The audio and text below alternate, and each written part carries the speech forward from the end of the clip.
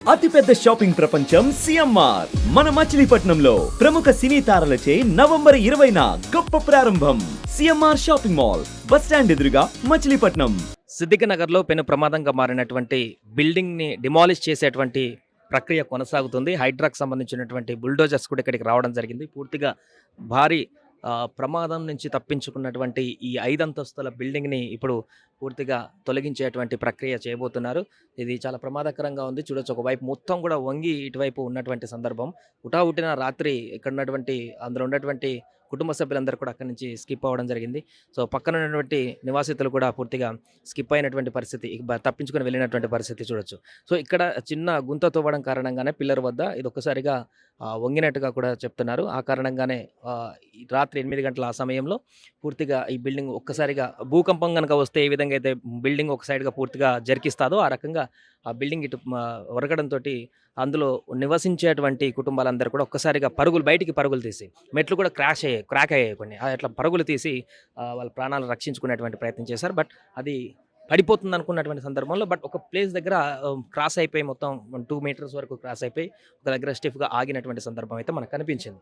So దీంతో ఇది ఏ క్షణానైనా ఎక్కడ పడుతుంది అనేటువంటి ఒక భయాందోళన అయితే ఇక్కడ ఉన్నటువంటి చుట్టుపక్కల ఉన్నటువంటి నివాసితులు, కుటుంబాలు నివసించిన ఇల్లులు ఉన్నటువంటి నిర్మాణాల్లో ఉన్నటువంటి వాళ్ళందరూ కూడా భయాందోళనకు గురైనటువంటి పరిస్థితి. బట్ రాత్రి నుంచి కూడా హైడ్రా అధికారులు, జిహెచ్ఎంసీ, విద్యుత్ అధికారులు, అగ్నిమాపక సిబ్బంది, డిఆర్ఎఫ్ సిబ్బంది వారందరూ కూడా ఇక్కడ మానిటరింగ్ చేస్తూ ఆ బిల్డింగ్ చుట్టూ పూర్తిగా ఒక రక్షణ కవచంగా నిల్చొని ఇక్కడ చుట్టుపక్కల ఉన్న వాళ్ళందరినీ కూడా ఖాళీ చేయిస్తూ పూర్తిగా వారందరి ప్రాణాలు రక్షించేటువంటి బాధ్యతను తీసుకున్నారు. అంతేకాకుండా ఇప్పుడు అక్కడ ఆ ప్లేస్లో ప్రమాదకరంగా మారినటువంటి 5 అంతస్తుల బిల్డింగ్ని సేఫ్గా దాన్ని మళ్ళీ డిమాలిష్ చేసేటువంటి ఒక ప్రక్రియ ఇప్పుడు చేయబోతున్నారు.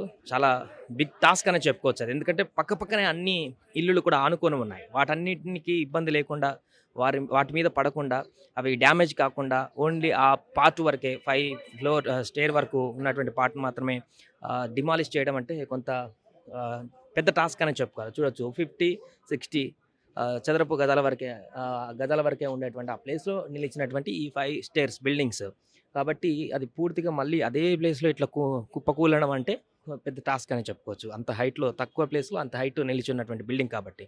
బట్ ఇప్పుడు డిమాలిష్ చేస్తున్నారు హైడ్రా అధికారులు. దాన్ని పెద్ద భారీ క్రేన్, ఇది చూడొచ్చు, ఇది ఇంతకుముందు హైడ్రా పనులలో ఉపయోగించినటువంటి క్రేన్, అంతకుముందు అక్రమ నిర్మాణాలను కూల్చినటువంటి క్రేన్, చెరువులను కబ్జా చేసినప్పుడు కూల్చినటువంటి క్రేన్, ఇలా పార్కులను కబ్జా చేయడానికి కూల్చివేతల్లో ఉపయోగించినటువంటి క్రేన్, కన్వెన్షన్ కూల్చివేతల్లో ఉపయోగించినటువంటి క్రేన్. ఈ క్రేన్నే బాహుబలి క్రేన్గా చెప్పుకోవచ్చు. ఈ క్రేన్నే ఇక్కడ ప్రమాదకరంగా మారినటువంటి ఈ బిల్డింగ్ డిమాలిషన్ కూడా ఇక్కడికి తీసుకురావడం జరిగింది. ఆ కారణంగానే దీన్ని పూర్తిగా సేఫ్గా డిమాలిష్ చేసేటువంటి ప్రయత్నం అయితే హైడ్రా అధికారులు చేస్తున్నారు. చూడాలి ఈ డిమాలిష్ ప్రక్రియ ఏ రకంగా కొనసాగుతుంది, ఎలాంటి ఇబ్బంది లేకుండా ఇది ముగుస్తుంది అనేది చూడాలి.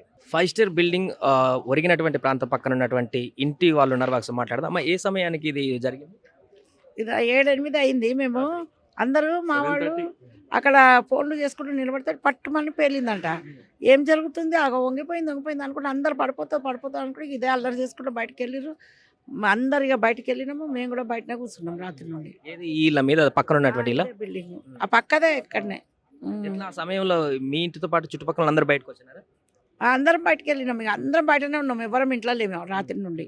ఇప్పుడు కూడా ఇంకా పోలేదు ఇంక ఇంట్లోకి. సౌండ్ వచ్చిందా అది ఇట్లా వంగినప్పుడు? ఏమో కొంచెం వంగినట్లు ఉన్నది, చూడండి మీరు కూడా చూడండి. వంగి అదే పడుతుంది, సౌండ్ వచ్చిందంట ఒకసారి. అది అంతా వంగింది, పడుతుంది, నడుముని అనుకుని అందరం బయట పడ్డాం.